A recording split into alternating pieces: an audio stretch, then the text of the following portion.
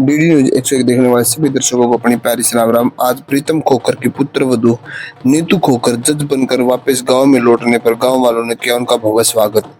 जहां पर महिलाओं ने उनको फूल मालाओं के साथ आशीर्वाद देते हुए उन्हीं के लिए महिलाओं ने वहां पर अपने डांस करके नृत्य करके उनका भव्य स्वागत किया। और गांव की महिलाओं ने प्रेरित होकर बड़ी बुजुर्ग महिलाओं ने उनको मालाएं पहनाई। उनकी मम्मी भी साथ में आई हुई थी। और नीतू खोखर जज की पोस्ट पर पदित होकर गांव लौटी तो उनका भव्य स्वागत यहाँ पर किया गया। नीतू खोखर अभी अपने विचार रखेंगी, आप भी उनके विचार सुनिए। पिताजी श्री प्रीतम खोखर जी ने बहुत कुछ कहा, बहुत प्रशंसा की। मैं एक बात कहना चाहती हूँ कि बिना पारिवारिक सहयोग के किसी भी मुकाम को हासिल करना नामुमकिन होता है। जब तक परिवार आपके साथ ना हो, परिवार का आशीर्वाद ना हो, तब तक आप किसी भी लक्ष्य को प्राप्त नहीं कर सकते। और भगवान की दया से मैं बड़ी ही भाग्यशाली रही कि मायके में या ससुराल पक्ष में मुझे बड़ा ही सपोर्टिव, बहुत ही सहयोग करने वाला परिवार मिला, जिसमें मेरी सास, मेरे पति और मेरे पिताजी श्री प्रीतम खोखर जी का अहम योगदान रहा। मैं आज सिर्फ ये कहना चाहूँगी, बहुत सारी बातें करी शिक्षा के बारे में। ये हमारे समाज में आज भी लड़कियों को एक बोझ समझा जाता है कि नहीं? मानते हैं बेटी पैदा हुई, इतना जश्न नहीं मनाया जाता जितना बेटे के लिए मनाया जाता है। एक दुख होता है कि लड़की पराया धन है, अगर शिक्षित होगी, पढ़ेगी तो दूसरे घर में जाकर के कमाएगी या दूसरे घर में जाकर के अपनी कमाई जो भी वो रोजगार में लगेगी देगी तो ठीक है। 10 करवा दी, 12वीं करवा दी और उसकी शादी कर दी।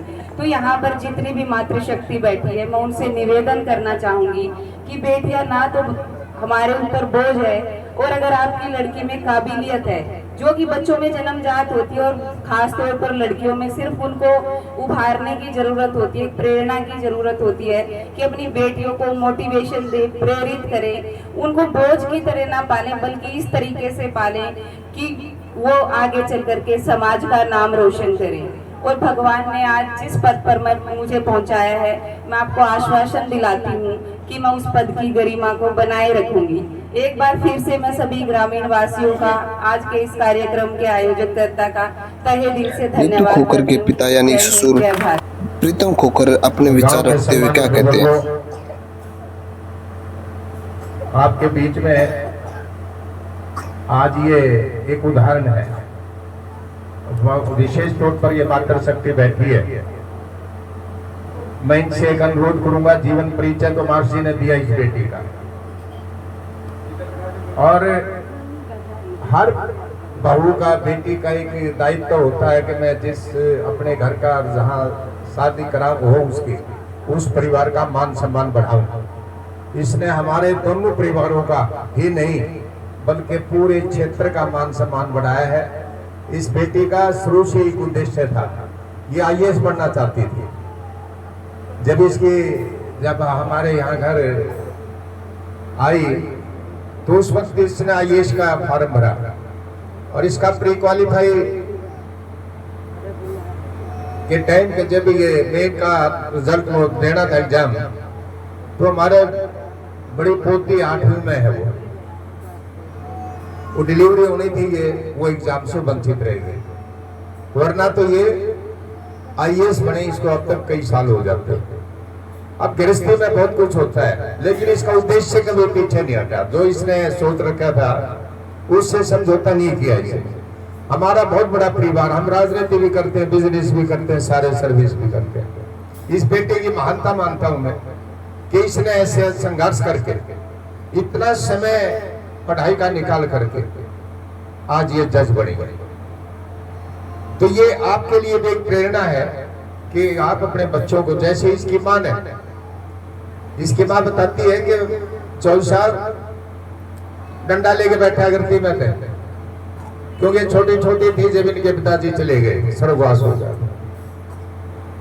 ये 6-7 बहनें थी, एक दो बीच में चली गई, भगवान को प्यारी होगी बेचारी वो, लेकिन ये सारी बहनें एक उदाहरण है समाज में भी, हमारे क्षेत्र में भी, और मैं देश में, प्रदेश में मानता हूं।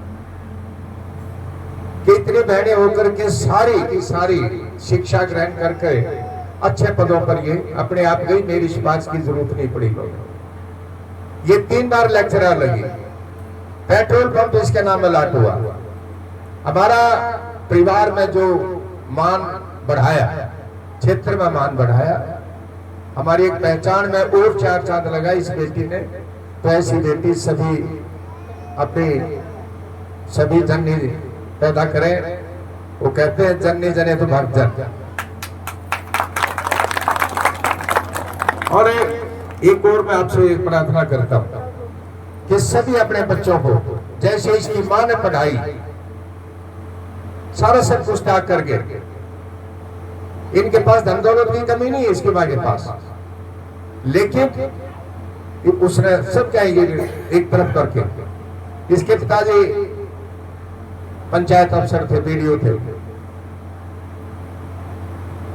किसी चीज की कमी नहीं थी, लेकिन सही मायने में जो धरातल पे या परिवार में कमी होती है वो बहुत बड़ी होती है। पिताजी नहीं थे, भाई नहीं था। इसकी मां ने बताती है कि मैं रात को 11 बजे तक डंडा ले बैठी रहा करती, और इतनी सुरक्षा से उन्होंने, हालांकि वो पढ़ी लिखी ज्यादा नहीं है, लेकिन इनके अंदर एक पैदा किया, जज्बा पैदा किया, बेटा तुम जब तक नहीं पढ़ोगी तब तक तुम आगे नहीं बढ़ पाओगे, तुम पढ़ोगी लिखोगी, अच्छा घर बार मिल जाएगा, मेरा भी, मैं भी स्वर्ग में चली जाऊंगी ठीक ठाक उसमें। तो आपसे भी मेरी प्रार्थना है, सभी अपने बच्चों को पढ़ाएं, स्कूल में जाएं, संभालें। ये जरूरी नहीं है मॉडल स्कूलों में पढ़ाओ, सरकारी स्कूलों से। ये बेटी स्टार्टिंग में सरकारी स्कूल में पढ़ी हुई,